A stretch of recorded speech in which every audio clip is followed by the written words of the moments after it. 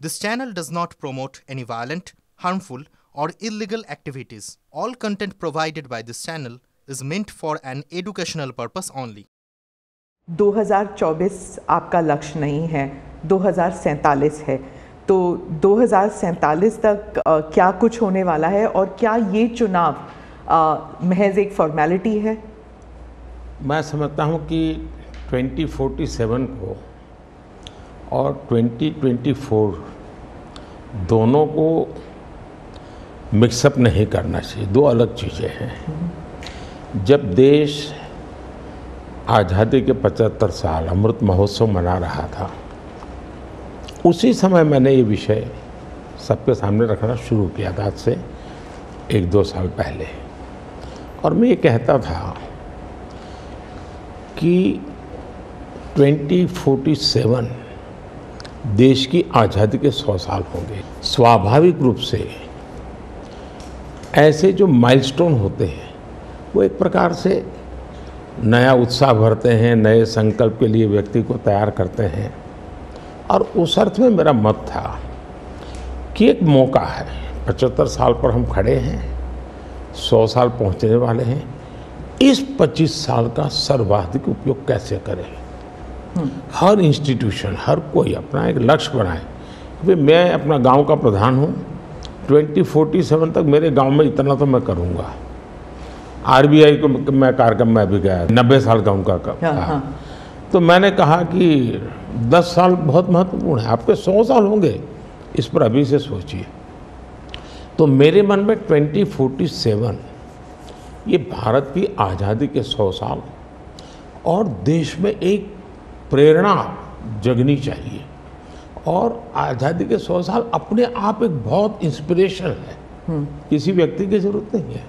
तो एक पार्ट तो वो है, दूसरा है 2024। 2024 ये चुनाव का हमारा जो क्रम है 5 साल का, उसके हिसाब से वो आया हुआ क्रम है। और मैं मानता हूँ कि चुनाव ऑल टुगेदर डिफरेंट थिंग है।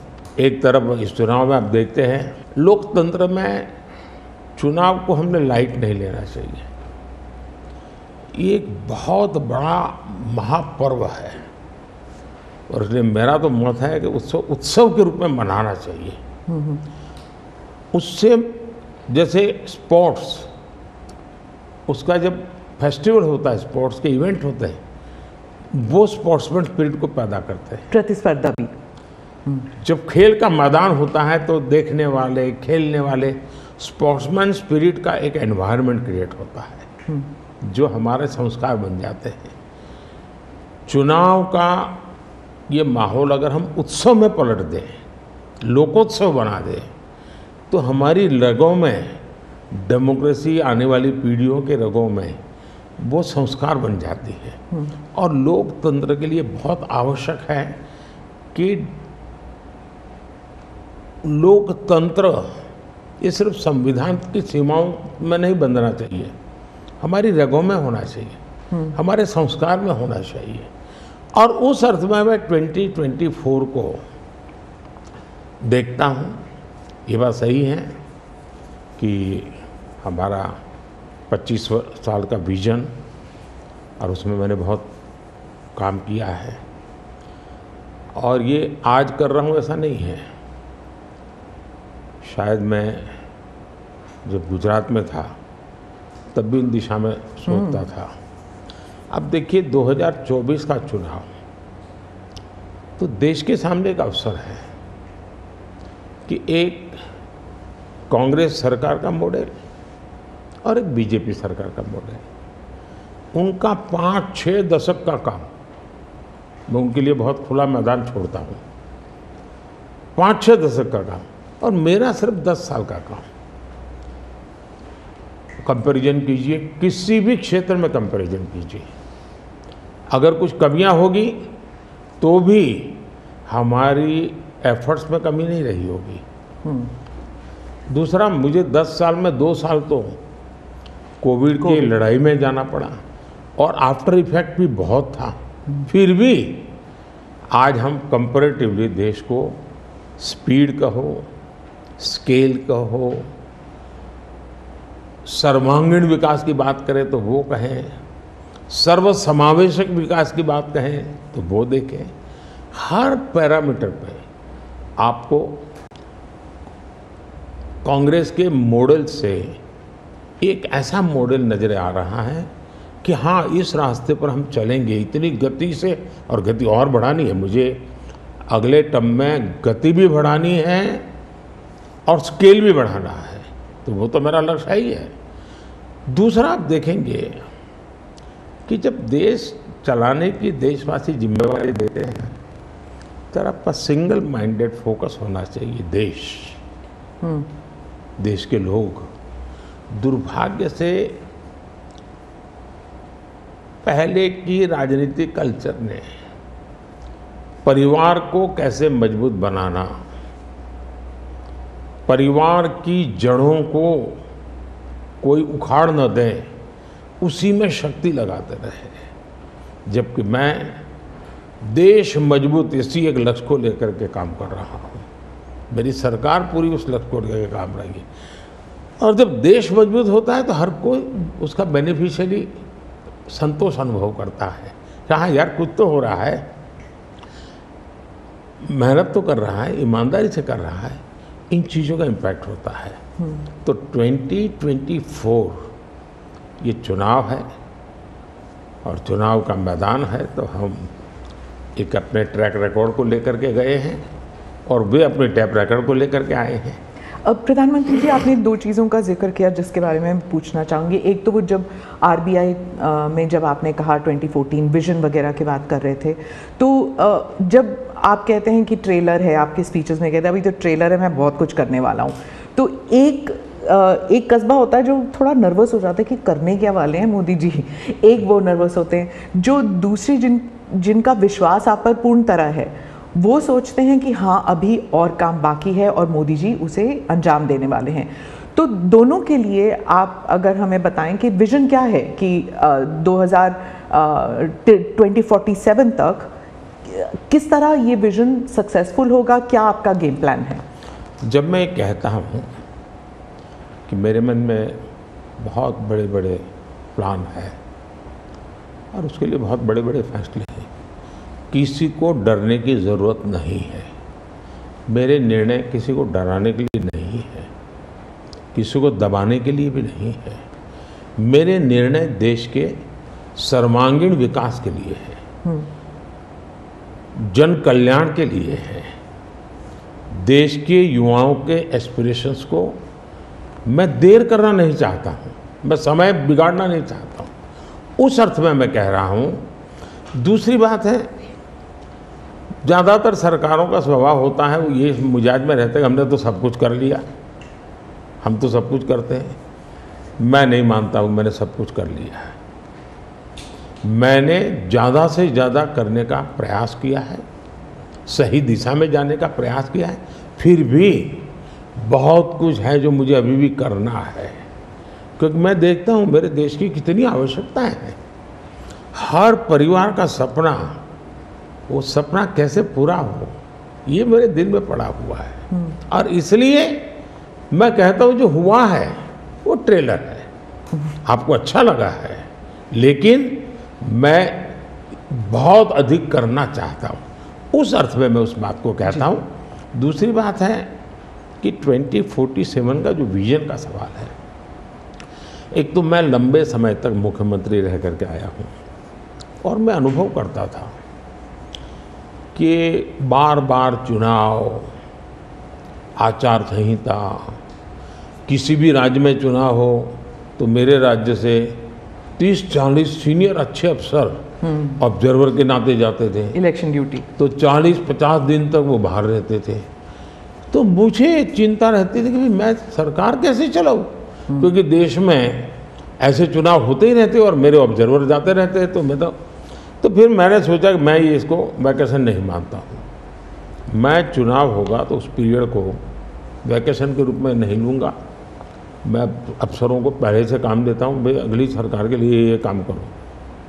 तो मैं उस समय भी 100 दिन का प्लान करता था। हाँ, उसी पे पूछना था मुझे। हाँ। अभी तो चुनाव हो ही रहे हैं, अभी रिजल्ट्स भी नहीं आए और आप 100 दिन का प्लान बना रहे हैं। मैं चुनाव में जाने से पहले शुरू किया हूँ। हाँ। और दरअसल मैंने कैसे किया कि मैं पिछले 2 साल से 2047 को ध्यान में रख के काम करता था, और उसके लिए देश भर में लोगों के ओपिनियन मांगे, सुझाव मांगे। शायद 15 लाख से अधिक लोगों को मैंने सुझाव दिए हैं कि वो आने वाले 25 साल में हिंदुस्तान को कैसे देखना चाहते हैं। और मैंने सभी यूनिवर्सिटीज़ को कांटेक्ट किया, मैंने अलग अलग NGO को कांटेक्ट किया, संगठनों को, और 15-20 लाख लोग उन्होंने इनपुट दिया। फिर मैंने AI की मदद लेकर के उसको सब्जेक्ट वाइज बनाया। उसका काफ़ी मैंने टेक्नोलॉजी, आर्टिफिशियल इंटेलिजेंस, हाँ, टेक्नोलॉजी का भरपूर उपयोग किया। ओके। मैंने हर विभाग में अफसरों की एक डेडिकेटेड टीम बनाई कि भाई इस पर काम कीजिए, कैसे हो सकता है अगले टर्म के लिए, 25 साल के लिए। 25। और फिर मैंने खुद ने उनके साथ बैठा, प्रेजेंटेशन दिए 2-2, 2.5 घंटे, और मेरा विजन के अनुरूप क्या चीज़ें हैं, कौन सी चीज़ें डुएबल हैं, कौन सी चीज़ें डुएबल नहीं। थोड़ा सा ट्रेलर बता सकते हैं? उसको मैं ऐसा है कि आचार संहिता चल रही है। अच्छा। मैं अभी अगर इन चीज़ों को बताऊंगा तो शायद कोई उसको गलत अर्थ में ले लेगा, तो मैं उसमें फंसना नहीं चाहता हूँ जी। लेकिन इसमें कुछ छुपा हुआ नहीं है, मिल ही जाएगा।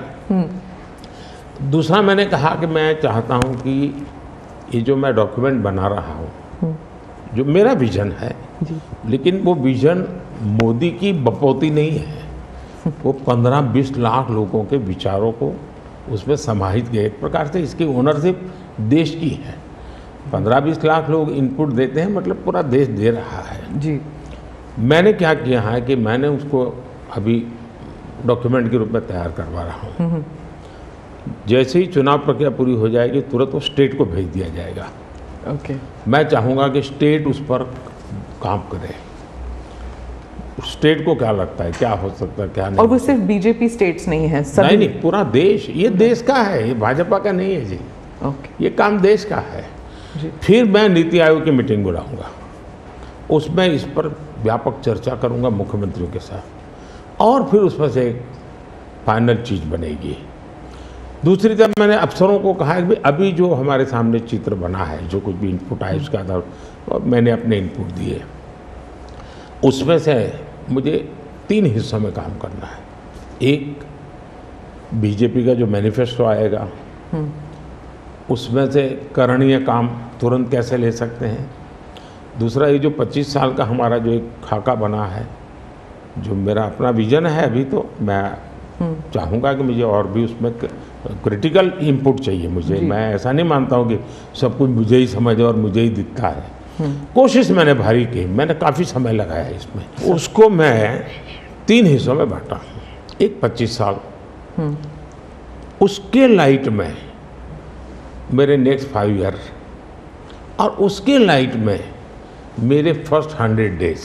अच्छा। तो इस प्रकार से मैंने पूरा डिजाइन बना के अफसरों को काम पे लगा दिया है, क्योंकि मैं 1 मिनट भी गंवाना नहीं चाहता हूँ जी। अब आपको याद होगा 2019 में बहुत कम लोगों को ध्यान रहता है, उस समय भी मैंने 100 दिन का काम दे करके चुनाव के मैदान में गया था, और जब वापस आया आर्टिकल 370 100 दिन में मैंने कर दिया। 3 तलाक से मेरी बहनों को मुक्ति दिला दी, पहले 100 दिन में किया। UAPA बिल सिक्योरिटी को लेकर के हमने 100 दिन में कर दिया। बैंकों का मर्जर बहुत बड़ा काम था, हमने 100 दिन में किया। इतना ही नहीं, पशु का टीकाकरण, ये कोविड के टीकाकरण की इतनी चल रहा है ना, मैं देश में पहली बार करीब 15,000 करोड़ रुपया लगा करके पशुओं के टीकाकरण का बड़ा अभियान चला रहा हूँ, और मैंने 19 में पहले 100 दिन में किया था। तो मैं 100 दिन क्या काम करना वो FIR नहीं करता, मैं बिल्कुल प्लानिंग करके उसको आधार पर आगे चलाता हूँ। मोदी जी, आपने एक टर्म कॉइन किया है जो बहुत ही लोकप्रिय हो गया है, मोदी की गारंटी। अब चुनाव के वक्त कई लोग कह रहे हैं कि क्या उम्मीदवार जो है वो नॉट इम्पॉर्टेंट है, वोट तो सिर्फ मोदी जी को जा रहा है क्योंकि मोदी जी की गारंटी है। तो इलेक्शन के दौरान ये सब टर्मिनोलॉजी इम्पोर्टेंट होता है। पहली बात है, उम्मीदवार ही नहीं, चुनाव में हर मतदाता इम्पोर्टेंट होता है।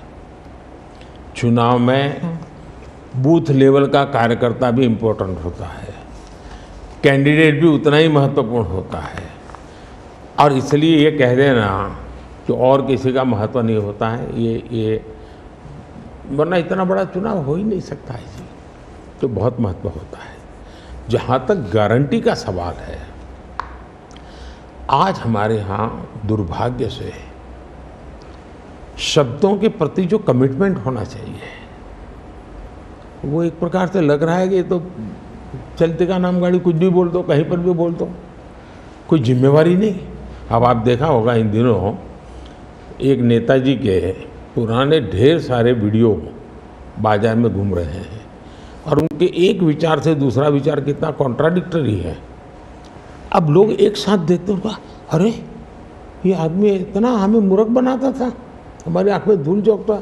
अभी मैंने एक नेता का भाषण सुना, उन्होंने कहा एक झटके में मैं गरीबी हटा दूंगा।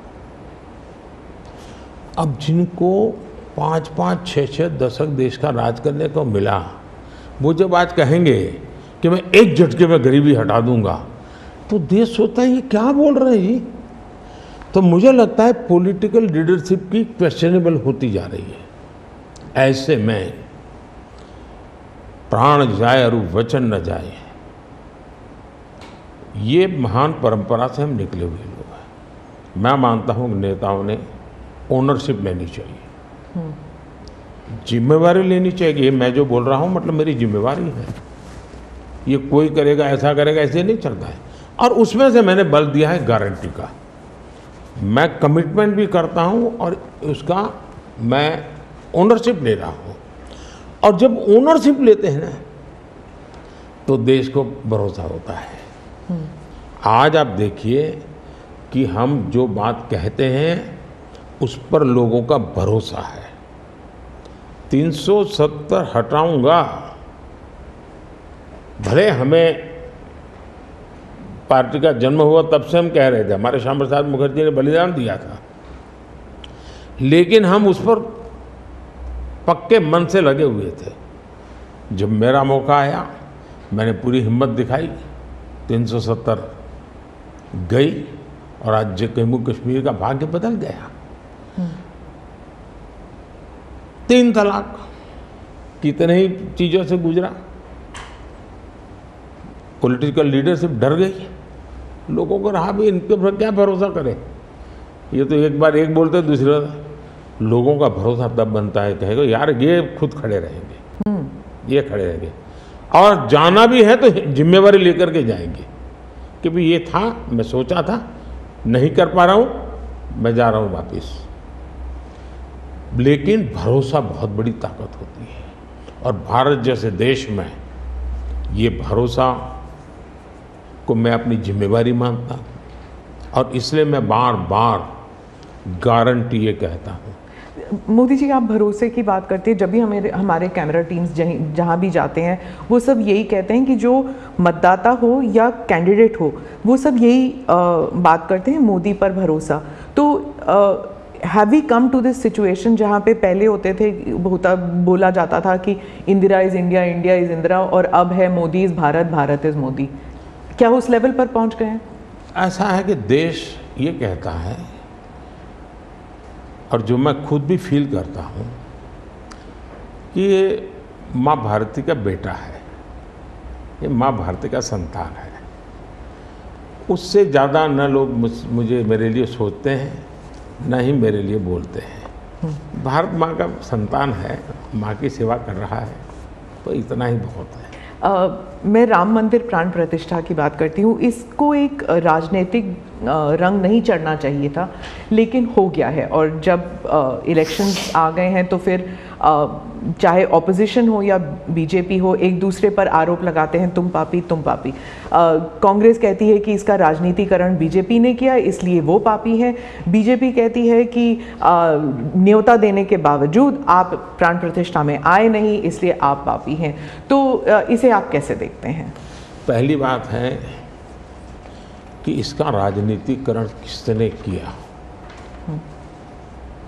और इसको आज की घटनाओं से मत। जब हमारा जन्म भी नहीं हुआ था, हमारी पार्टी पैदा भी नहीं हुई थी, उस समय अदालत में ये मामला निपटाया जा सकता था, समस्या का समाधान हो सकता था। भारत विभाजन हुआ तो विभाजन के समय ये तय कर सकते थे, चलो भाई इतनी इतनी चीज़ें ऐसा कर लो, वो नहीं किया गया।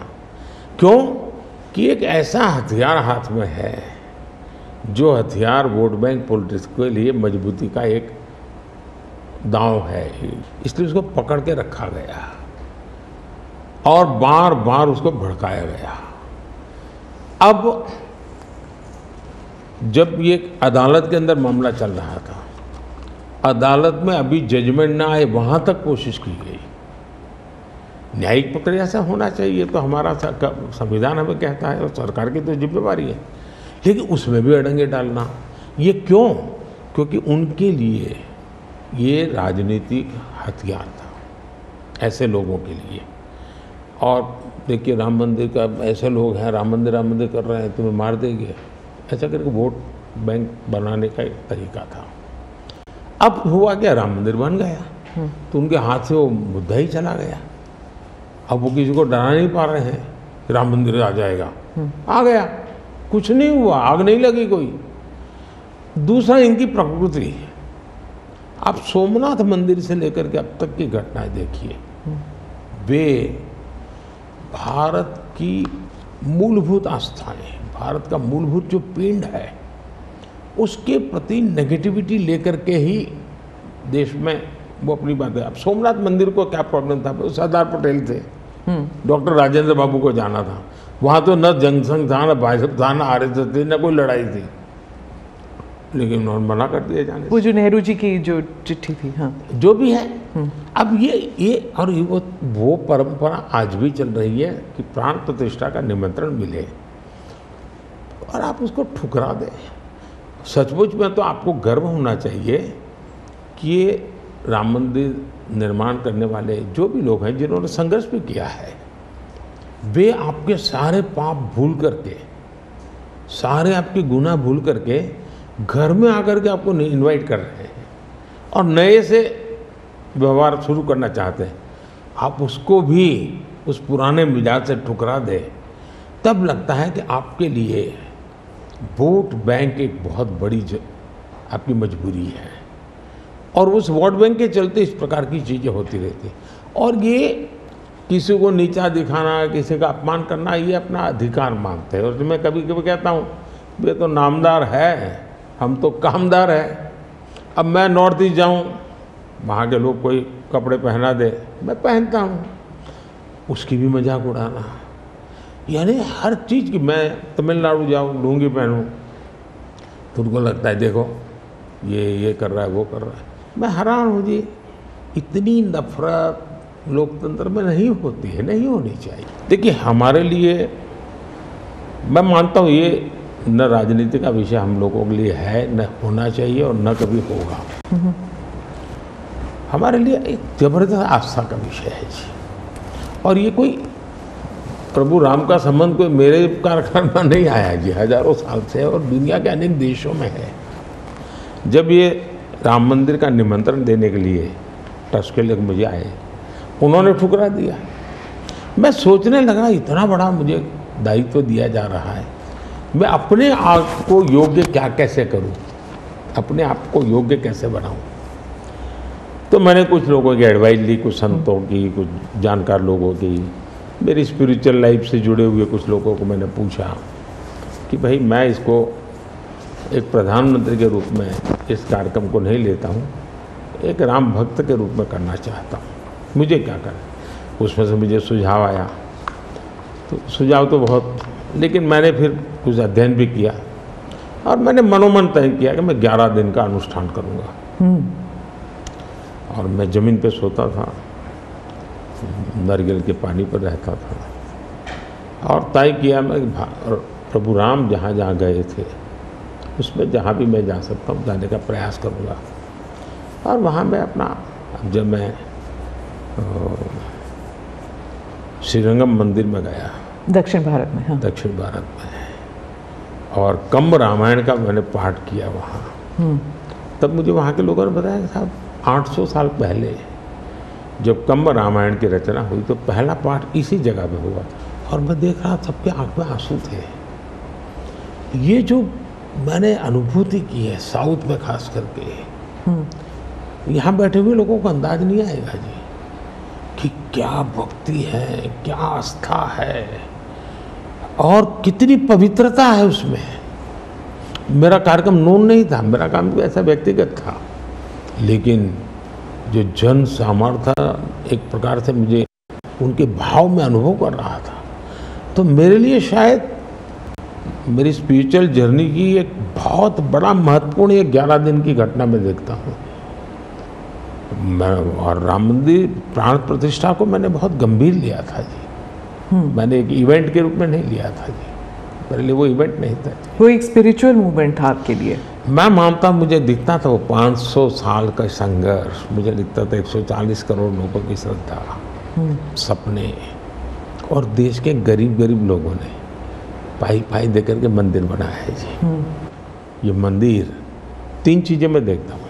एक, 500 साल का अविरत अखंड एक निष्ठ संघर्ष, लाखों लोगों का एक काम के लिए बलिदान। दूसरा, लंबी न्यायिक प्रक्रिया, इतने सालों की न्यायिक प्रक्रिया, और न्यायिक प्रक्रिया के हर तराजू से तुल करके निकला हुआ, कसौटी हुआ। दूसरा, टेक्नोलॉजी का उपयोग, ASI के द्वारा उसकी खुदाई, सबूत, ये एक बहुत बड़ा। और चौथा, हिंदुस्तान के कोटि कोटि लोगों ने 1-1, 2-2, 5-5 रुपया जो भी दे सकते हैं दे करके ये मंदिर बनाया है। ये मंदिर सरकारी खजाने से नहीं बना है। ये ऐसे पहलू हैं कि जो भारत के स्वाभिमान को, भारत के सामर्थ्य को, भारत के सपनों को, भारत के संकल्प को और भारत के आने वाली पीढ़ी को बहुत बड़ी प्रेरणा देने वाले हैं। हम दक्षिण भारत की बात करते हैं तो पहले मैं दक्षिण भारत के कुछ मुद्दों के बारे में उठाऊंगी। बीजेपी का एक ऐसा नेता तमिलनाडु में उभर के आया है जो इसके लिए मीडिया अटेंशन काफ़ी कुछ आ रहा है, वो है अन्नामलाई जी। तो वो काफ़ी कॉन्फिडेंट है कि तमिलनाडु में बीजेपी को डबल डिजिट फिगर आएंगे। तो क्या ये उनका ओवर कॉन्फिडेंस है कि आप भी तमिलनाडु इतनी बारी जा चुके हैं? पहली बात है कि तमिलनाडु जनसंघ के जमाने से और भारतीय जनता पार्टी, मैं कहता हूँ 5-5 पीढ़ी हमारी इस विचार के लिए वहाँ खप चुकी है। तो एक निरंतर काम चला है। जब कांग्रेस से लोग निराश हुए तो प्रादेशिक पक्षों की तरफ गए और लंबे अरसे तक प्रादेशिक पक्षों का जो कुछ भी कामकाज देखा है, अब लोग निराश हो गए। निराशा के इस माहौल में उन्होंने दिल्ली में भाजपा की सरकार का मॉडल देखा, हिंदुस्तान में अन्य राज्यों में भाजपा की सरकार का मॉडल देखा, देश भर में जो तमिल बंधु रहते हैं उन्होंने अपने घरों में जाके बताया भी हम जिस राज्य में रहते हैं वहाँ तो ये हो रहा है। तो लोग स्वाभाविक तमिल प्रजा कंपैरिजन करने लगी कि जो हवा खड़ा किया गया था ये तो अच्छा काम कर रहे हैं।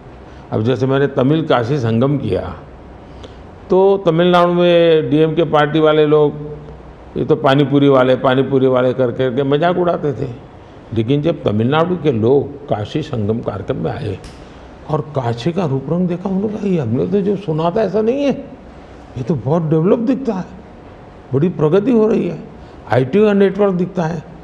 तो सोचने का तरीका बदलने लगा और उसके कारण DMK के प्रति जबरदस्त गुस्सा पैदा हुआ है।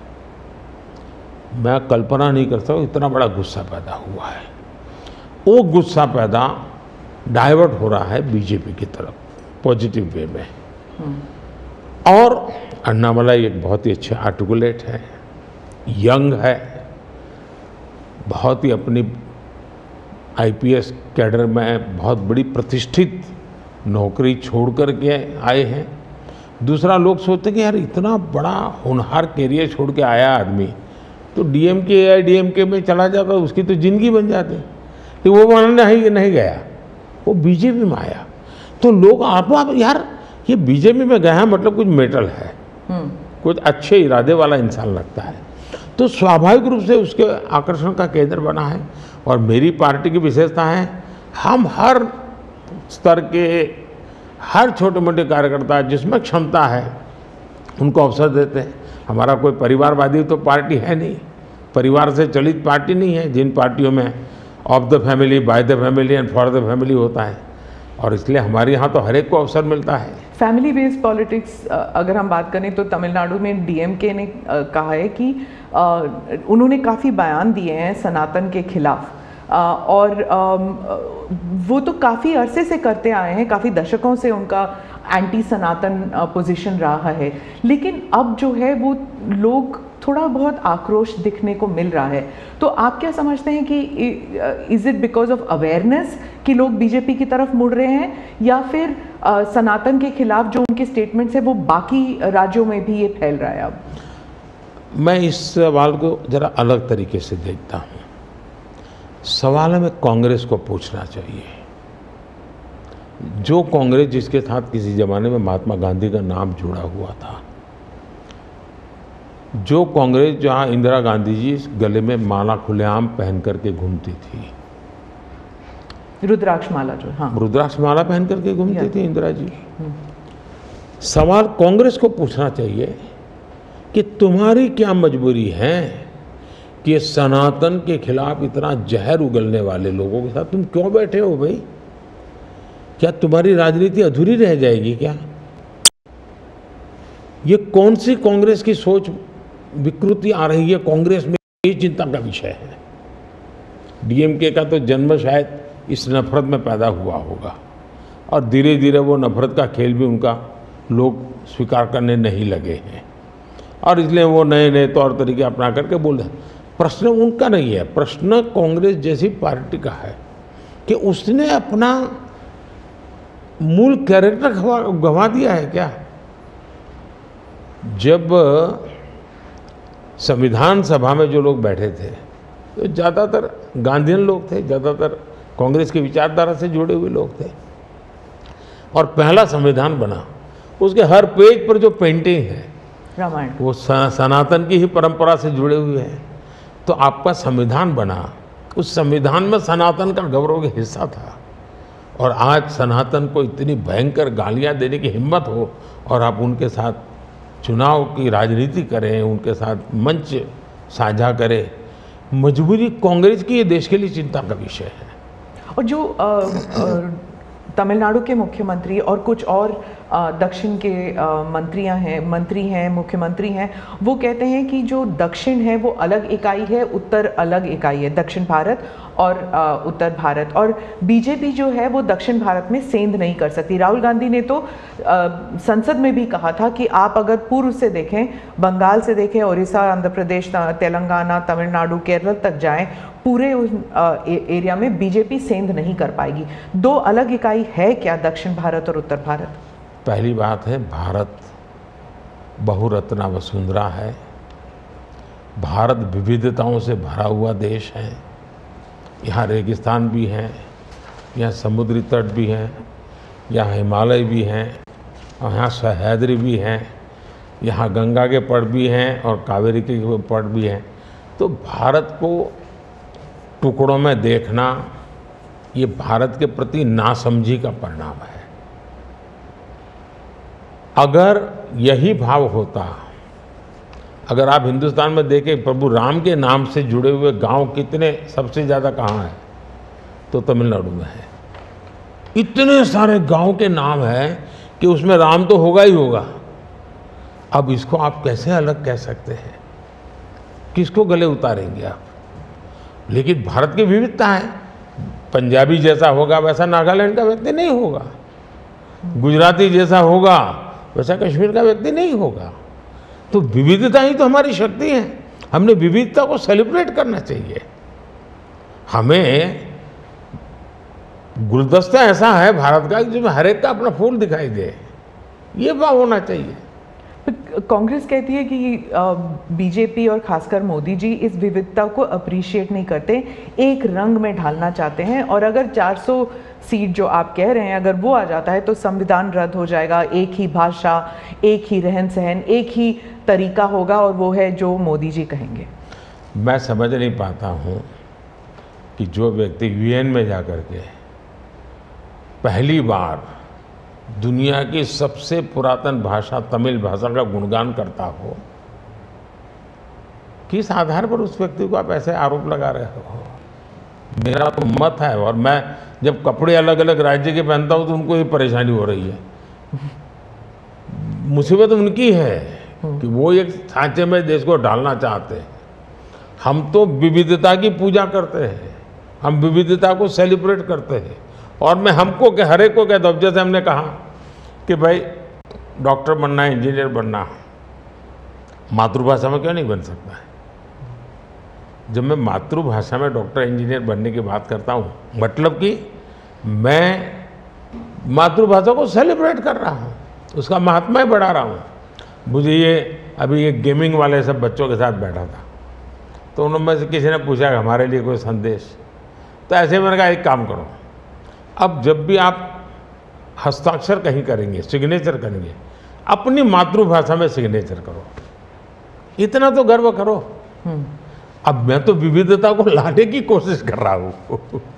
अब उनको आरोप लगाने हैं, क्या करेंगे? कुछ मुख्यमंत्री हैं वो कहते हैं कि उन्हें सेंटर से सहयोग नहीं मिलता।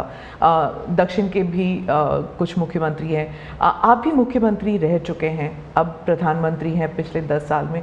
क्या कोऑपरेटिव फेडरलिज्म को लेकर आपके विचार बदल गए हैं जब आप मुख्यमंत्री थे और जब अभी आप प्रधानमंत्री हैं?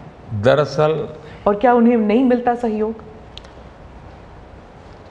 दुर्भाग्य हुआ है कि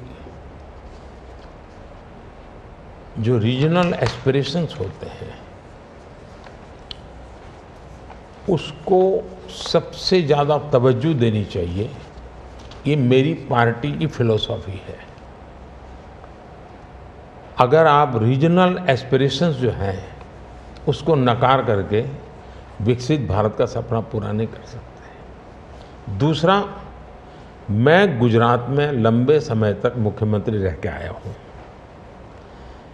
और मेरा सौभाग्य है कि देश में मैं पहला प्रधानमंत्री ऐसा हूँ कि जिसके पास राज्य के मुख्यमंत्री का इतना बड़ा अनुभव रहा है। तो एक मुख्यमंत्री के नाते केंद्र से क्या अपेक्षाएं होती हैं, केंद्र से क्या तकलीफें होती हैं, उसको मैंने भली भांति झेला है, समझा भी है।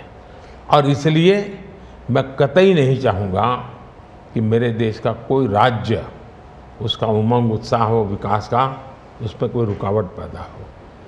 अगर रुकावट हटा सकता हूँ और उसमें मैं उनकी मदद कर सकता हूँ, वो भी मैं करने के लिए, क्योंकि मुझे देश बनाना है। दूसरा, मैं जब गुजरात था तब भी मेरा मंत्र था, यहाँ सरकार यूपीए की थी, तब भी मेरा मंत्र था भारत के विकास के लिए गुजरात का विकास। मैं गुजरात का विकास करूंगा, क्यों? क्योंकि मुझे मेरा देश का विकास करना है। हमारे देश में वातावरण बनना चाहिए। और हमने एस्पिरेशनल डिस्ट्रिक्ट की कल्पना की। हर राज्य में हमने कहा कि ये राज्य के पैरामीटर के बराबर है। भारत सरकार ने योजना बनाई, उसकी मदद की। सभी राज्य आज हमारे एस्पिरेशनल डिस्ट्रिक्ट में और एस्पिरेशनल ब्लॉक में मिल करके हम काम कर रहे हैं और बहुत अच्छे परिणाम नजर आ रहे हैं। अब आप कोरोना देखिए, मैंने इतनी बार चीफ मिनिस्टर से मीटिंग की, शायद 20-25 बार, और हर चीज़ में सब मिलकर के निर्णय करते थे। तो हम साथ मिलकर के चले तो हम कोरोना के जंग को जीतने में सफल हुए। और मैं पब्लिकली कहता हूँ कि कोरोना की लड़ाई में भारत की सफलता का कारण, मैं सभी राज्यों का भी उतना ही योगदान है, मैं रिकॉग्नाइज करता हूँ। और इसलिए मैंने हमेशा कहा है कि देश को आगे ले जाना है तो हमें कॉम्पिटिटिव कोऑपरेटिव फेडरलिज्म चाहिए। हमारे यहाँ स्पर्धा होनी चाहिए, तंदुरुस्त स्पर्धा होनी चाहिए विकास की, तब जाकर के। अब देखिए G20, मैं G20 दिल्ली में कर सकता था, मैंने ऐसा नहीं किया। हिंदुस्तान के हर राज्य में G20 समिट किया, क्योंकि हर राज्य में G20 को सबसे ज़्यादा अवसर मिले, लोगों को उस राज्य को देखने का अवसर मिले, राज्य को अपना एक्सपोजर के लिए ग्लोबल प्लेटफॉर्म मिल जाए। क्यों? क्योंकि मैं चाहता हूँ मेरा देश का हर कोना मेरे लिए देश ही है। मोदी जी, दो सवाल G20 को लेकर मैं पूछना चाहती थी आपसे। एक तो वो जो क्लासिक शॉट था ना, वो प्रेसिडेंट बाइडेन और प्रिंस सलमान जो हैंडशेक वाला जो शॉट, उसके बारे में एक। दूसरा, वेस्टर्न मीडिया में बहुत से आर्टिकल्स आते थे उस वक्त कि कोई कंसेंसस होगा नहीं, डिक्लेरेशन होगा नहीं, पर हो गया डिक्लेरेशन। तो ये दो, इन दोनों चीज़ों की बैक स्टोरी बताइए। एक तो आपने वो हैंडशेक कैसे करवाया और दूसरा डिक्लेरेशन कैसे हुआ? एक ग्लोबल गुड जब उसके लिए काम करते हैं और अपने निजी कोई इफ्स एंड बट्स नहीं होते हैं, तो आप दुनिया को ऑन बोर्ड ले सकते हैं। और मेरी कोशिश ये थी कि मुझे बताइए भाई, आखिरकार ये G8 और G20 पैदा कैसे हुआ। जिन मुद्दों को लेकर के पैदा हुआ तो उस मुद्दों से हटना नहीं, और उसमें सब मेरे से कन्विंस हुए, सब लोग कन्विंस हुए। कुछ लोगों से मुझे व्यक्तिगत बातचीत करने की ज़रूरत थी, मैंने वो भी किया। कुछ शब्दों की किसी के आग्रह रहते थे, उनको मैंने समझाने का प्रयास किया। दूसरा, मेरा इरादा था कि मैं लास्ट सेशन में नहीं करूँगा, मैं इसको इतना जल्दी करूँगा कि लोग सरप्राइज कर जाएंगे। और इसलिए मैंने दूसरे ही दिन पहले ही सत्र में डिक्लेरेशन वाला काम पूरा कर दिया। तो जो नेगेटिव अनुमानों के आधार पर सारा G20 घसीटने की कोशिश होती थी, मैं इसको किसी भी हालत में चौंका देना चाहता था। तो दैट वाज माय स्ट्रेटेजी, और वो स्ट्रेटेजी सफल हुई। और मुझे खुशी है, जहाँ तक दुनिया के उन देशों को क्यों लाए साथ, कैसे लाए। देखिए, सिल्क रूट की चर्चा हम बहुत समय से सुनते आए हैं। सिल्क रूट किसने बनाया, कैसे बना, कोई हिस्ट्री अवेलेबल नहीं है। तो सिल्क रूट चल पड़ा और यानी इवॉल्व हुआ धीरे धीरे। हम लोगों ने ये जो IMEC की दिशा में हम गए हैं, ये बहुत बड़ा गेम चेंजर बनने वाला है और आने वाले हजारों साल उसका इम्पैक्ट है। जैसा सिल्क रूट का इम्पैक्ट हजारों साल रहा, वैसा इसको इम्पैक्ट रहने वाला है। और उसमें मैं सबको विश्वास हुआ कि भाई हाँ, ये तरीका है। उसमें गल्फ कंट्रीज का भी पॉजिटिव और प्रोएक्टिव रोल था। भारत ने एक अच्छी भूमिका निभाने का भारत को अवसर मिला। US, यूरोप हमारे साथ थे और सबको लगा कि एक कॉन्क्रीट पॉजिटिव आउटकम निकलेगा, तो हम उसको लेकर के मिलते थे। तो उसमें स्वाभाविक था कि सऊदी किंग और प्रेसिडेंट बाइडेन और दोनों के साथ मेरी अच्छी मित्रता है, तो मैं किसी का भी हाथ भी पकड़ सकता हूँ, किसी की बात भी कर सकता हूँ। पर्सनालिटी पॉलिटिक्स भी आता है ना, क्योंकि देखिए आप कि अगर हम विदेश नीति की बात करें तो खाड़ी के साथ जो हमारे रिश्ते बेहतर हुए हैं, उसके लिए बहुत से लोग कहते हैं कि it is because of your personal intervention. आपको सम्मान भी दिया गया था वहाँ पर। तो चाहे ईस्ट एशिया हो या वेस्ट एशिया हो, इसमें पर्सनालिटी पॉलिटिक्स कहाँ तक इम्पोर्टेंट है कि आप उनके जो राष्ट्रपति हैं या प्रधानमंत्री हैं, उनके साथ आपका वाइबिंग होता है, आप उनके साथ बातचीत करते हैं और वो फिल्टर डाउन होता है। फिर कहाँ तक इसमें पर्सनालिटी पॉलिटिक्स भी है? मैं समझता हूँ कि इसके अलग अलग व्यू हो सकते हैं और सब सही हो सकते हैं। एक मत स्ट्रॉन्ग है कि पर्सनालिटी कल्ट या पर्सनल रिलेशन, ये बहुत ज़्यादा इन चीज़ों में नहीं डाले थे। एक मत है, स्ट्रॉन्ग मत है। मुझे लगता है कि हमारी डिप्लोमेसी अगर प्रोटोकॉल में फंसी रहेगी तो हम परफॉर्म नहीं कर पाएंगे। डिप्लोमेसी की ताकत भी इनफॉर्मल में भी है, प्रोटोकॉल में ही ऐसा नहीं है। प्रोटोकॉल में ज़्यादा पोजीशनिंग होता है, पहले कौन आएगा, पहले कौन हाथ मिलाएगा वगैरह, उसी में समझ जाता है। तो मैंने शुरू से देखा कि भाई, जैसे मेरी शपथ हुआ था, बड़ा इंटरेस्टिंग है। मैंने तय किया कि मैं सार्क देशों को 2014 की शपथ। हाँ, 2000 पहली बार सार्क सार्क देशों को बनाने का मेरे मन में विचार आया।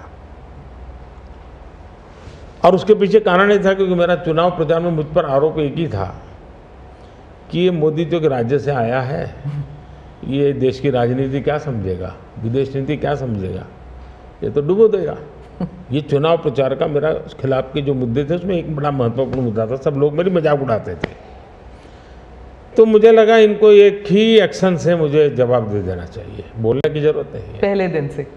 तो मैंने शपथ समारोह में सार्क देशों को बुलाया। उसके पहले मैंने बैक चैनल से उन सबसे सहमति ले ली थी, ऐसा तो नहीं हो सकता कि कोई, और सब लोग आए। मेरा शपथ हुआ। फॉरेन मिनिस्टर अभी तो हमारा बना भी नहीं था, और मैं इन सारी चीज़ों से बिल्कुल नया था, बिल्कुल अनभिज्ञ था, लेकिन बायलैटरल सबके साथ होना था। जब हम लोग हैदराबाद हाउस में गए तो मुझे समझाया सब प्रोटोकॉल वालों को, सब ऐसा होगा, वो आएंगे, आप ऐसा कहेंगे से। जब समय हुआ आना शुरू, मैंने कहा ऐसा करो मैं बाहर जाता हूँ उनको लेने के लिए। तो सारी सिस्टम हिल गई थी कि यार अपने प्रधानमंत्री गेट पर जाएंगे। सारी मेरी एमईए की प्रोटोकॉल की जो दुनिया थी ना, उसके लिए वो पहला ही दिन बड़ा गजब होता, और मेरे लिए वो एक एक्शन सारे मेरे दरवाजे खोल दिए थे।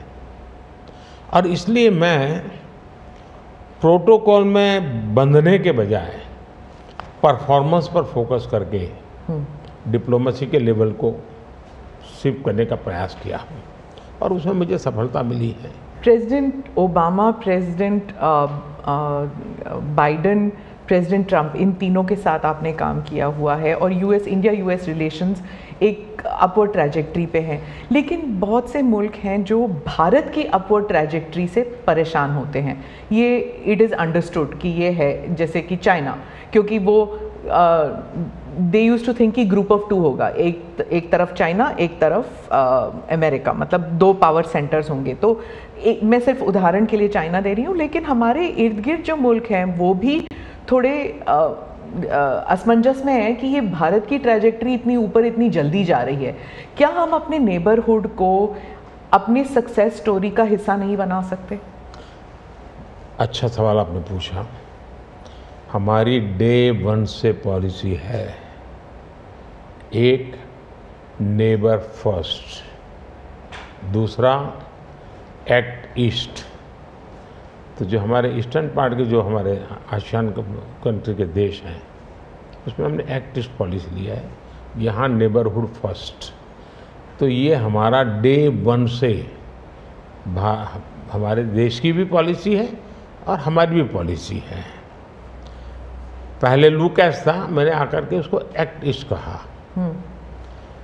लेकिन इसमें दूसरा, आज दुनिया के सैकड़ों मील दूर भी कोई देश है, उनको लगता है कि भारत की प्रगति में हमारा कोई बेनिफिट है, तो पड़ोसी क्यों नहीं देखेगा? आज पड़ोसी सबसे ज़्यादा खुश हैं क्योंकि भारत उनके सबसे, अब जैसे कोविड के कालखंड में कोई पड़ोसी देश ऐसा नहीं है कि जिसकी हमने मदद नहीं की हो।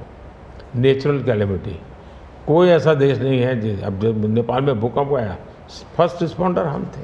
श्रीलंका में बहुत बड़ा क्राइसिस आया, उस क्राइसिस के समय सबसे ज़्यादा उनको मुसीबत में से बाहर निकालने का कोई काम किया है तो हिंदुस्तान ने किया, और पब्लिकली वो रिकग्नाइज करते, इसको कहते हैं। और इसलिए मैं तो दूसरा अनुभव कर रहा हूँ, वो हमसे बहुत अपेक्षाएं करते हैं, और पॉजिटिव अर्थ में मैं कहता हूँ, अच्छे रूप में देखते हैं।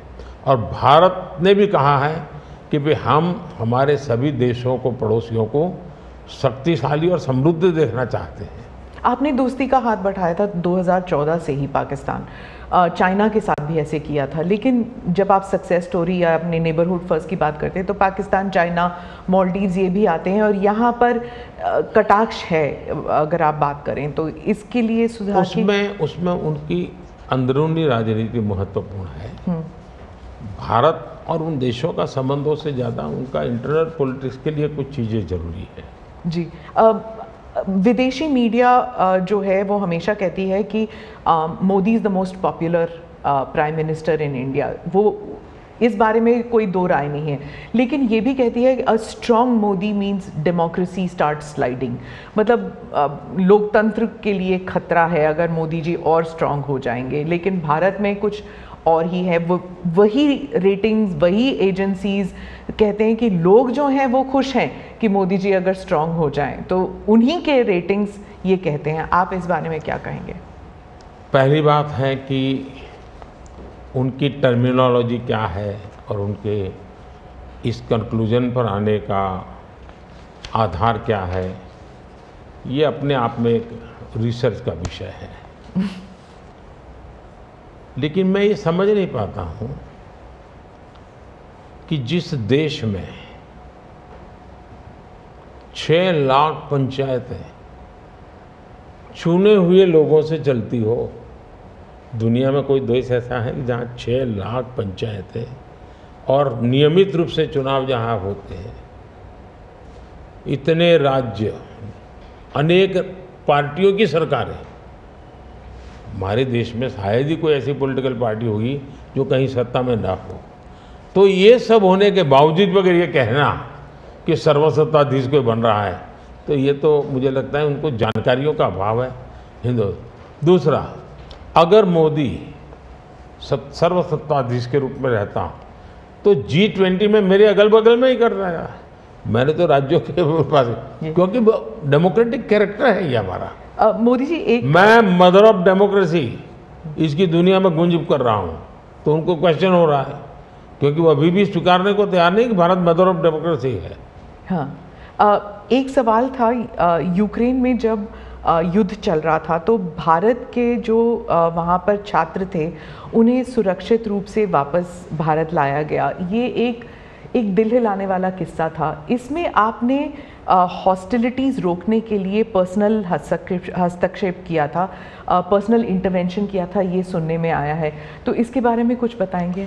देखिए, यूक्रेन की चर्चा ज़रा ज़्यादा हुई खिलाफ, लेकिन मैं 14 से लेकर ऐसी कई घटनाएं हैं।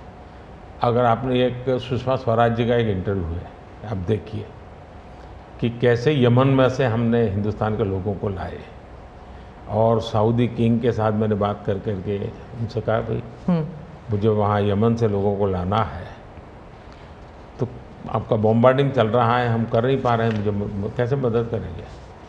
तो उन्होंने कहा कुछ समझ दीजिए मुझे। और सुषमा जी ने अपने इंटरव्यू में सारी चीज़ें कही हुई है।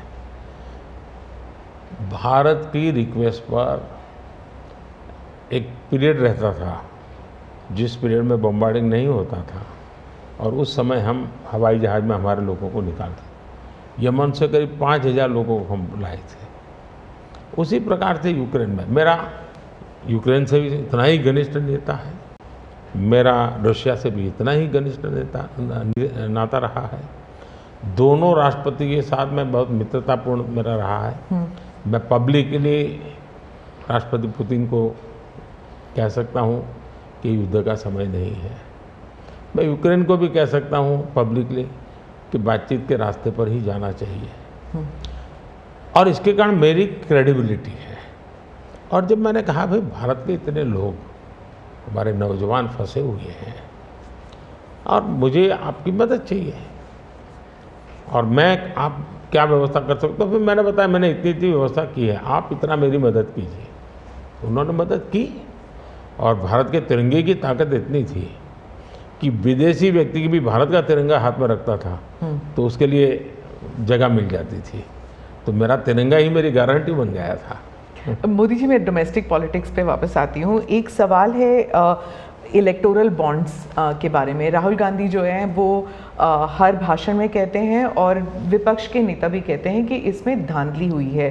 आपकी पार्टी के लोग भी कहते हैं कि अगर गलती है, अगर इसमें कोई गुंजाइश है इसके सुधार में, तो वो कर सकते हैं।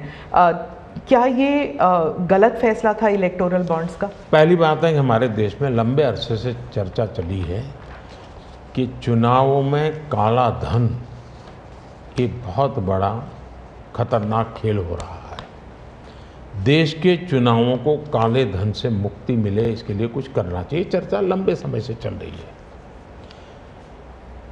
चुनाव में खर्च तो होता ही होता है, कोई इनकार नहीं कर सकता है, मेरी पार्टी भी करती है, सब पार्टियां करती हैं, कैंडिडेट भी करते हैं,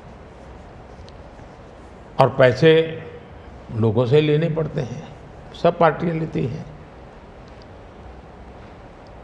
मैं चाहता था कि हम कुछ कोशिश करें कि इस काले धन से हमारे चुनाव को कैसे मुक्ति मिले, ट्रांसपेरेंसी कैसे आए।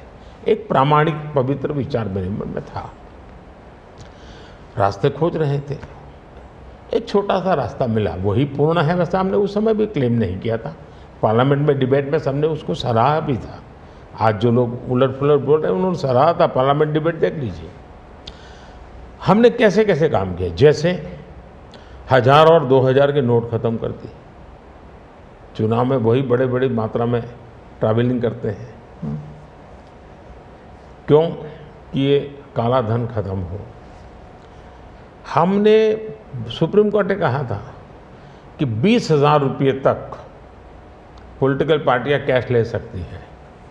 मैंने कानून बनाकर, नियम बना करके 20,000 को 2,500 कर दिया। क्यों?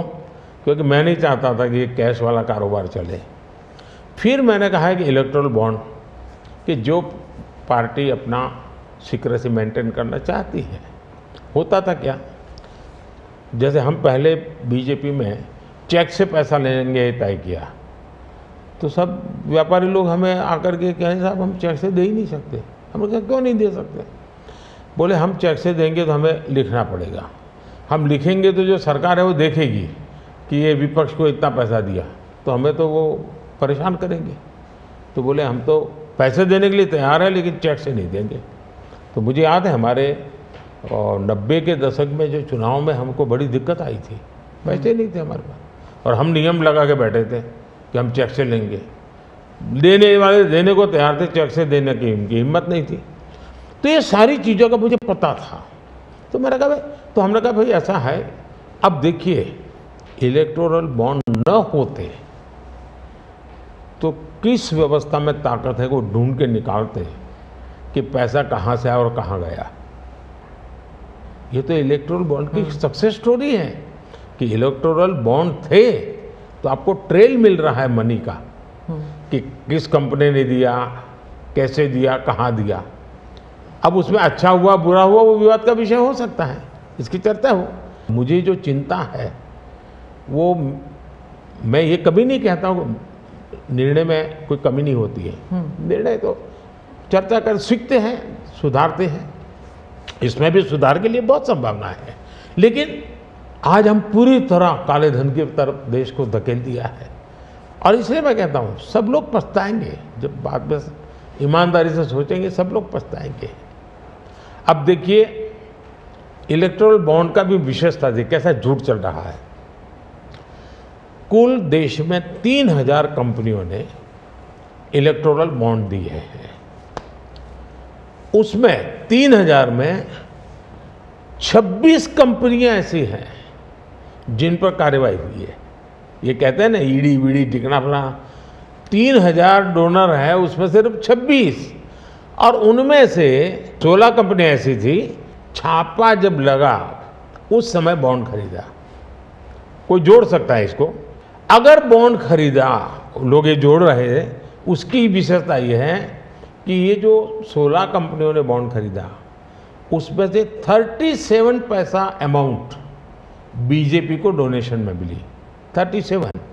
63% बीजेपी के विरोधी पार्टियों को मिली, अगर पूरे जोड़े जाएं तो। हाँ, मैं ये 16 कंपनी जिसका ईडी सीबीआई कोई न कोई उस समय एक्शन भी हुआ और बॉन्ड भी निकला, 37% अमाउंट बीजेपी ने, 63 ऑपोजिशन को।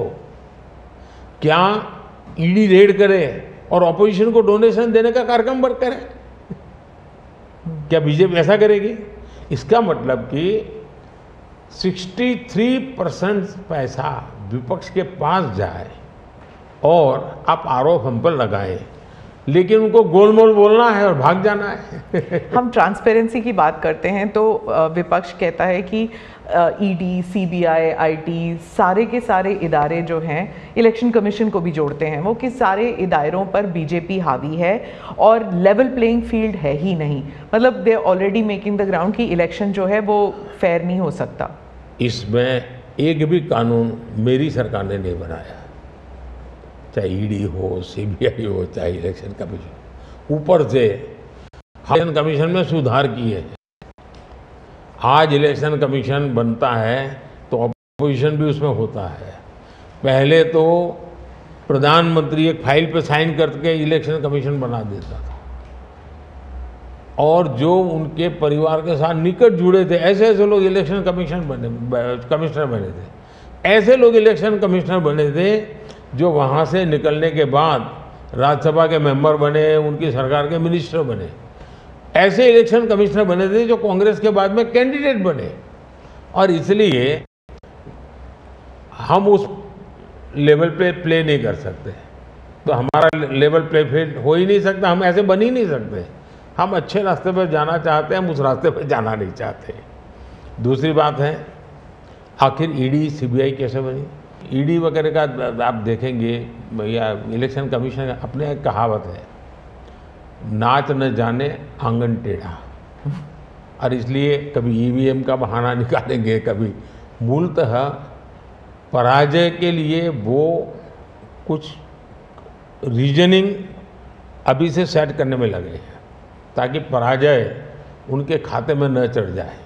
वो कह रहे हैं लड़े कैसे आप? या तो ऑपोजिशन लीडर्स को जेल में डाल रहे हैं, या फिर अगर वो आपकी पार्टी में आ गए तो सारे पाप धुल गए। कितने ऑपोजिशन लीडर जेल में हैं? कोई मुझे बताए। और क्या यही ऑपोजिशन लीडर उनके सरकार चलाते थे? या जेल का डर है? हाँ, डर तो पाप का होता है जी, ईमानदार को क्या डर होता है? मेरे यहाँ भी तो उन्होंने मेरे होम मिनिस्टर सबको जेल में डाल दिया था। दूसरा, ईडी की बात करते हैं। आप गुजरात के बारे में कह रहे हैं जब आप मुख्यमंत्री? हाँ, मैं मुख्यमंत्री था। अच्छा, जो ईडी की बात करते हैं, ईडी ने जितने केसेस किए ना, उसमें से सिर्फ, देश को समझना, सिर्फ 3% ही पॉलिटिकल लोग इन्वॉल्व है जिन पर एक केस हुए हैं। 97% जिनका राजनीति से कोई लेना देना नहीं, ऐसे लोगों है को हुआ है जो कोई ड्रग माफिया है, कुछ अफसर हैं जो करप्शन करते हैं, कुछ अफसर हैं जो बेनामी संपत्ति बना के बैठे हुए हैं। 97% केस उन पर हुए हैं, जेलों में वो लोग गए हैं। अच्छा, मजा देखिए, ईडी एक स्वतंत्र संस्था को काम कर देना चाहिए, नहीं करने देना चाहिए? बनाई क्यों भाई? 2014 से पहले ये संपत्ति अटैच करने का ईडी को अधिकार है। 2014 से पहले उन्होंने सिर्फ 5,000 करोड़ रुपए की संपत्ति अटैच की। कौन रोकता था ईडी को भाई? और किसके लाभ में कहता? मेरे कालखंड में गलत काम करने वालों की 1 लाख करोड़ रुपए की संपत्ति अटैच हुई है। क्या ये देश की जनता का पैसा नहीं है? दूसरा आंकड़ा तो आप और हैरान हो जाओगे। 2014 पहले इसी ईडी ने देश में से 34 लाख रुपए, 34 लाख रुपया कैश जब्त किया था। मतलब कि स्कूल बैग में आ जाए इतना पैसा, स्कूल बैग में आ जाए। पिछले 10 साल में हमने 2,200 करोड़ रुपया कैश जब्त किया है, 2,200 करोड़ रुपया कैश जब्त किया है। कहाँ 34 लाख, कहाँ 2,200 करोड़? 34 लाख रुपया एक बैग में आ जाता है, 2,200 करोड़ रुपया शिफ्ट करना है तो वो हाथी का छोटा सा ट्रक आता है ना, 70 ट्रक लगेंगे तब जाकर इतना रुपया हमने ईडी ने हमारे यहाँ हमारे कालखंड में। इसका मतलब ये है कि ईडी सही काम कर रही है। कैश पकड़ा है भाई, लोग पकड़े नहीं, कैश भी पकड़ा है। और मेरा ये कमिटमेंट है जी, मैं ये कन्विंस हूँ कि भ्रष्टाचार ने देश को तबाह करके रखा है। हमें देश में से भ्रष्टाचार के खिलाफ लड़ाई लड़नी चाहिए, पूरी ताकत से लड़नी चाहिए, और ये मेरा व्यक्तिगत रूप से मेरा ये कन्विक्शन बना हुआ है। एक सवाल आर्थिक इशू पर है कि जब इलॉन मस्क भारत आने वाले हैं और वो जब आपसे अमेरिका में मिले थे तो उन्होंने कहा था वो आपके प्रशंसक हैं, he is a fan of yours. क्या हम भारत में टेस्ला कार, स्टारलिंक ये सब देखेंगे? और इससे जुड़ा एक सवाल था कि क्या जब ऐसे कंपनीज भारत में आएंगे तो क्या नौकरियां बढ़ेंगी? क्योंकि बहुत से लोग चाहते हैं कि, और थोड़ा भय भी है कि जब ये इंटरनेशनल कंपनीज भारत आएंगी तो क्या भारत में नौकरियां होंगी, नहीं होंगी? इन दोनों पर पूछना चाहती हूँ मैं। देखिए, पहली बात है, एलन मस्क मोदी के प्रशंसक है, वो अपनी जगह पे है, मूलतः वो भारत के प्रशंसक है। और मैं अभी उनको मिला ऐसा नहीं, मैं 2015 में उनकी फैक्ट्री देखने गया था, वो कहीं बाहर थे, तो स्पेशली अपने सारे कार्यक्रम कैंसिल करके वो वापस आए, मुझे सब चीज़ें खुद ने अपनी फैक्ट्री में दिखाई और उनका विज़न क्या है वो मैं उनसे समझा। मैं अभी गया तो दोबारा भी उनसे मिला था, और अभी वो भारत आने वाले भी हैं। देखिए, भारत में पिछले 10 साल में दुनिया भर से हर क्षेत्र में पूंजी निवेश हो रहा है। अब हमारा ईवी मार्केट, इलेक्ट्रिक व्हीकल का मार्केट कितना बड़ा बना है, आपको जानकर के हैरानी होगी कि कितना बदलाव आया है, लोग पकड़ नहीं पाते। 2014-15 में हमारे देश में 2000 इलेक्ट्रिक व्हीकल थे, 2000 बिके थे। 14-15 में 2000 इलेक्ट्रिक व्हीकल बिके थे। 2023-24 में 12 लाख इलेक्ट्रिक व्हीकल बिके हैं। कहा 2000 और कहा 12 लाख। इसका मतलब इतना बड़ा चार्जिंग स्टेशन का नेटवर्क बना है, पर्यावरण को बहुत बड़ी मदद मिली है। यानी एक प्रकार से, और उसको लेकर के हमने आपको एक पॉलिसी का रूप दिया है। हमने दुनिया को कहा कि भाई भारत बहुत तेज़ी से ईवी पे जा रहा है, मैन्युफैक्चरिंग करना चाहते वो आना चाहे आइए। इतना ही नहीं, मैं चाहता हूँ हिंदुस्तान में निवेश आना चाहिए, क्योंकि भारत में वो चीज़ें जिसमें भले पैसा किसी का भी लगा हो, पसीना मेरे देश का लगना चाहिए, उसके अंदर सुगंध मेरे देश की मिट्टी की आनी चाहिए, ताकि मेरे देश के नौजवानों को रोज़गार मिले। और मैं उसके लिए, अब देखिए, गूगल उसका बड़ा काम यहाँ कर रहा है, सैमसंग यहाँ पर आया, एप्पल बहुत बड़ी मात्रा में यहाँ पर आया। हमारे यहाँ बड़ोदरा के अंदर एयरक्राफ्ट मैन्युफैक्चरिंग के लिए काम शुरू हुआ, सेमीकंडक्टर के लिए अभी तो ताइवान के एक लीडर का बड़ा अच्छा बयान भी आया। यानी हम हर क्षेत्र में चाहते हैं कि लोग टेक्नोलॉजी ट्रांसफ़र करें, हम चाहते हैं कि लोग पूंजी निवेश करें, हम चाहते हैं कि हमारे देश के नौजवानों को रोज़गार मिले जी। मैं ये अब मुझे मंजूर नहीं है कि मेरा देश के गेहूं बाहर जाए और ब्रेड में बाहर से लूँ। मैं ऐसा नहीं चलाऊँगा। जो भी करूँगा मेरे देश में करूँगा, मेरे देश के नौजवानों के लिए करूँगा, और मैं इसके लिए नीतियाँ भी बनाता हूँ, हिम्मत के साथ बनाता हूँ, और लोग आ भी रहे हैं, भरोसा कर रहे हैं।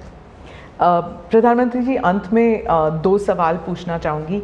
एक तो फर्स्ट टाइम वोटर्स, पहले बार जो मतदान करने वाले हैं, उनके लिए आपका क्या संदेश है?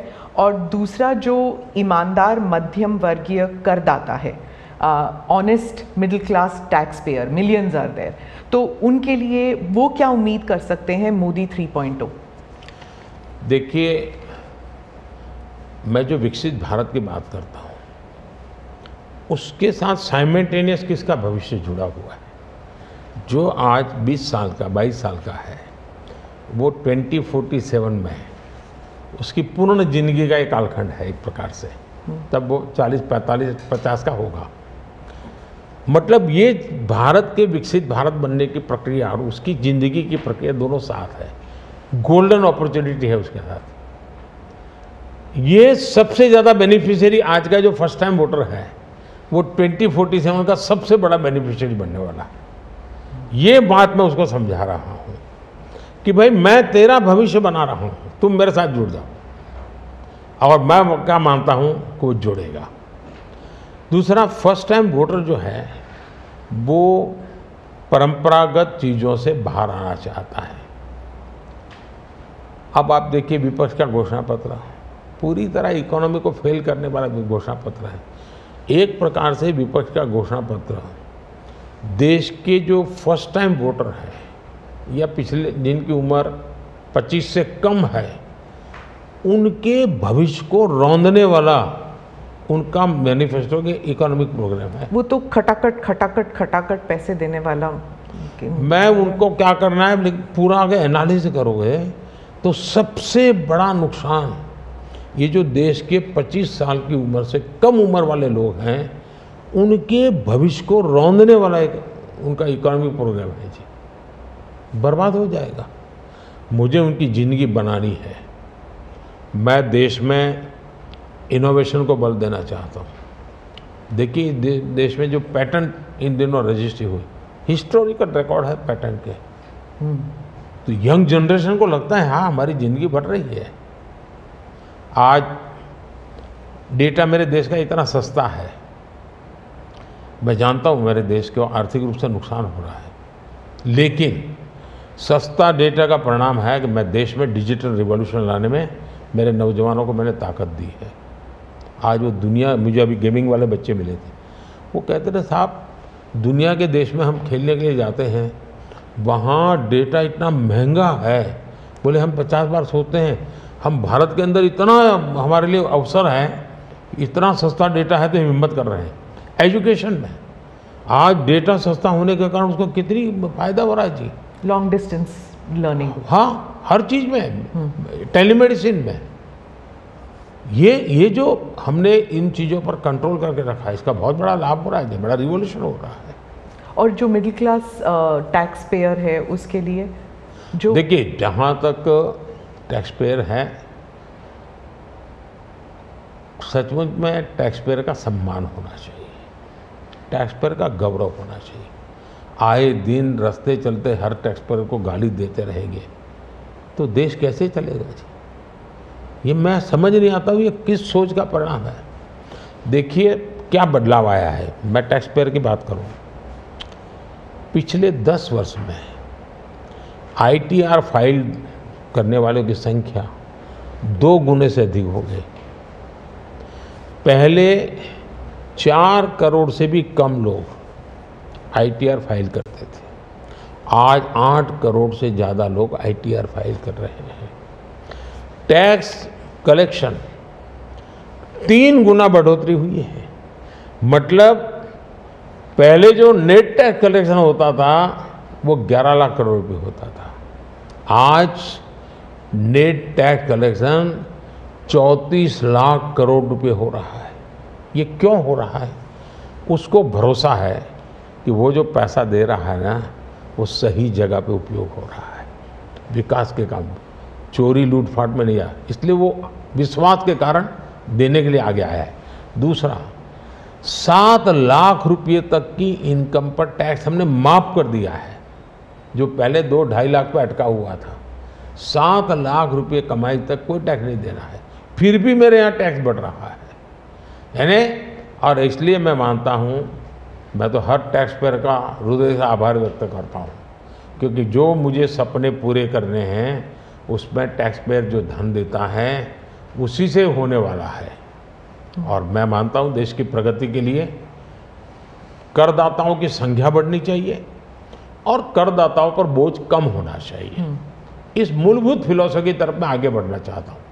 जैसे, और मैं तो करदाताओं से एक प्रार्थना भी करूँगा कि देश के खातिर विकसित भारत के लिए करदाता क्या कर सकता है। मैं उनको कहूँगा कि आप कम से कम 3 लोगों को जो टैक्स नहीं देते हैं उनको प्रेरित करो कि वो टैक्स देना शुरू करें। हर टैक्स पेयर सिर्फ 3 लोगों को प्रेरित करें। और मैं उनको समझाता हूँ, जब मैं गरीब का घर बनाता हूँ उसमें जो ईंट लगती है ना, किसी न किसी टैक्स पेयर की ईंट है वो। उसका जो पुण्य है ना, वो जो परिवार उसमें रहता है, जो पुण्य संतोष व्यक्त करता है, उसका पुण्य उस टैक्स पेयर को जाता है। किसी गरीब को मैं जब मुफ्त राशन देता हूँ, जब खाना पका करके अपने बच्चों को खिलाता है ना, तब वो कोई टैक्स पेयर सोचे कि हाश मैंने टैक्स दिया था, वो भूखा बच्चा खाना खा रहा है, उसको टैक्स देने का आनंद आएगा।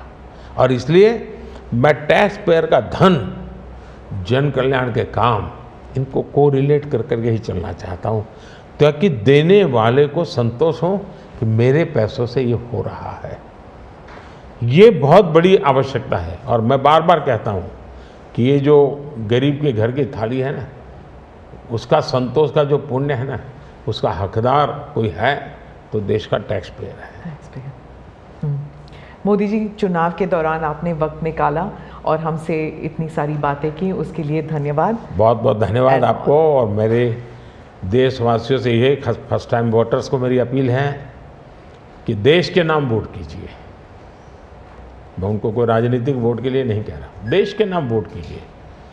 खुद का आने वाला 25 साल के भविष्य के लिए वोट करें, ये मैं उनसे आग्रह करूंगा। दूसरा, मैं देशवासियों का कहूँगा, मैं सभी पॉलिटिकल पार्टी के वर्कर्स को भी कहना चाहूँगा कि गर्मी बहुत है, धूप में सभी पार्टी के वर्कर दौड़ रहे हैं। मैं सभी पार्टी के वर्कर को कहूँगा, बहुत पानी पीजिए, बहुत पानी पीजिए, दौड़िए, बहुत दौड़िए, लेकिन पानी बहुत पीजिए, ताकि इस धूप में, इस गर्मी में मतदाताओं को भी कहूँगा कि इतनी ही धूप क्यों ना हो, आप मतदान अवश्य करें। हो सके तो सुबह जल्दी जल्दी मतदान कीजिए। ये और लोकतंत्र के उत्सव के रूप में चुनाव को मनाएं, यही मेरी प्रार्थना होगी देशवासियों को। अगली चुनाव सर्दियों में कीजिएगा और 1 नेशन 1 इलेक्शन वाला। आपने सही मुद्दा उठाया। 1 नेशन 1 इलेक्शन हमारा एक कमिटमेंट है। हमने पार्लियामेंट में भी बोला हुआ है, हमने कमेटी भी बनाई थी, कमेटी का रिपोर्ट भी आया है। तो 1 नेशन 1 इलेक्शन के संबंध में देश में बहुत लोग ऑन बोर्ड आए हैं, सभी दलों ने, बहुत लोगों ने इसमें जो कमेटी को अपना सुझाव दिए हैं, बहुत ही पॉजिटिव सुझाव आए हैं और बड़े इनोवेटिव सुझाव आए हैं। और देश का बहुत बड़ा लाभ होगा अगर हम इस रिपोर्ट को लागू करवा पाते हैं तो। जी, धन्यवाद मोदी। नमस्कार, थैंक यू।